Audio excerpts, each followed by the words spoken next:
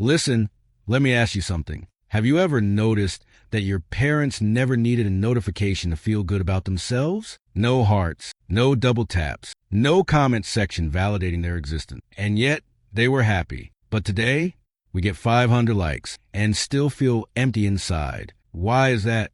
Let me tell you a story. My mother, when she was young, she painted this beautiful picture for a school competition. She spent months on it. Every single day after school, she'd sit there with her brushes, mixing colors, perfecting every stroke. And when the results came out, she didn't win. The teacher just said, "Good effort, dear." That's it. No applause, no trophy, no crowd of people telling her how amazing she was. And you know what she did? She went home and painted another one, not because someone told her to, not because she needed validation, but because she wanted to. That's the difference. See, people who grew up without likes, they lived in a completely different psychological world. They didn't measure their worth by numbers. They measured it by something deeper, something real. Think about it. When your dad fixed something in the house, nobody posted it on Instagram. Nobody gave him a thumbs up. Nobody said, "Wow, 10/10 repair work, bro." But he still felt proud because the satisfaction came from doing it, not from being seen doing it. And that rewired their brains differently than ours. They developed what psychologists call intrinsic motivation, meaning the reward was internal. The happiness came from within. We're wired for extrinsic validation. We do things and then we wait. We wait for the world to tell us if it was good enough. We post a photo and refresh. We share a thought and check. We achieve something and wonder, but did people see it? And if they didn't, it almost feels like it didn't even happen. Here's what's wild. People who grew up without likes, they had real feedback loops. If they cooked something bad, their family told them, face to face, right there at the dinner table. If they told a joke, people either laughed or they didn't. No fake laugh reacts. No pity emojis. If they failed, they felt it fully, and then they moved on because there was no algorithm keeping their failure alive. No screenshot. No memory that popped up every year reminding them, "Hey, remember when you embarrassed yourself?" They failed, learned, and forgot.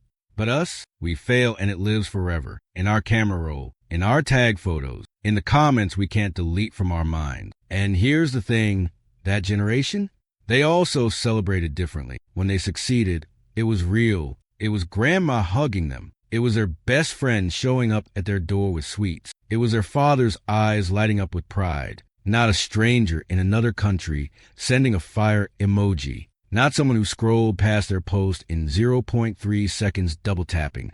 Just because real, human, connection. And that hit differently. Now, let me tell you what happened to our brains. We grew up in the age of instant feedback. And our brains, they got addicted.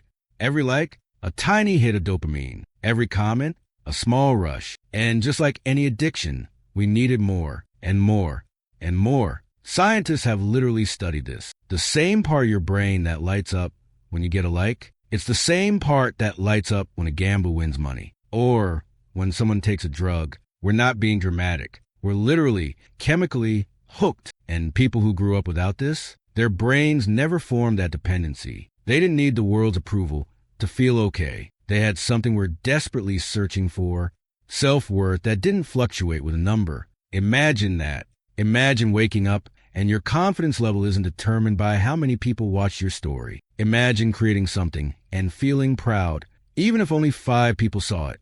Imagine being enough without needing to prove it.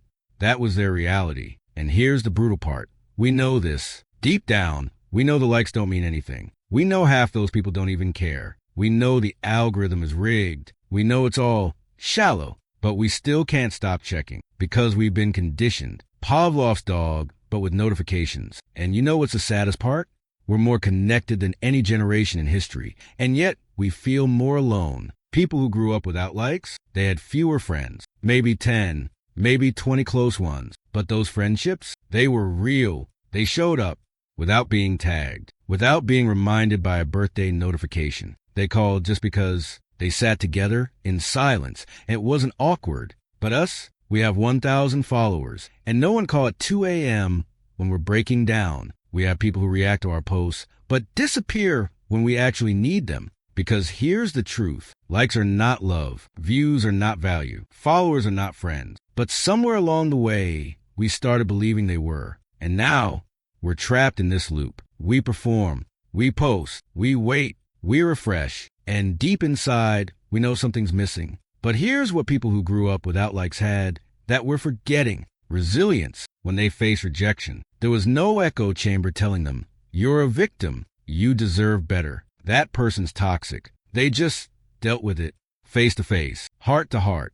They had uncomfortable conversation. They apologized when they were wrong. They forgave when it was hard because they couldn't just block someone and pretend they didn't exist. They had to actually resolve things, and that made them emotionally stronger.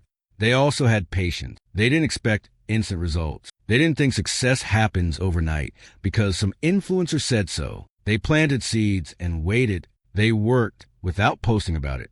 They failed quietly and succeeded humbly. No highlight reel. No curated version of reality. Just life. Messy, beautiful, real life. And maybe, just maybe, that's what we need to learn from them. Look, I'm not saying social media is evil. I'm not saying we should delete everything and go live in the mountain. But I am saying we need to wake up. We need to ask ourselves, am I living for me or for the audience? Am I creating because I love it or because I need validation?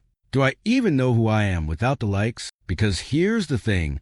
One day, all of this will be gone. The apps will change. The platforms will die. The trend will fade. But you'll still be here. And when that day comes, will you know how to be happy? Will you know your worth? Or will you be lost? Because the numbers aren't there anymore to tell you you're enough. People who grew up without likes, they already know the answer. They know happiness isn't external. It's not a metric. It's not a ranking. It's a choice, a practice, a way of being. And we can learn that too. So here's my challenge to you. Today, do something just for you. Not for the post, not for the story. Create something, write something, build something, and don't share it. Just sit with it. Feel the pride, feel the joy, without needing anyone to validate it. Because that's where real happiness lives. Not in the hearts, not in the comments, but in you.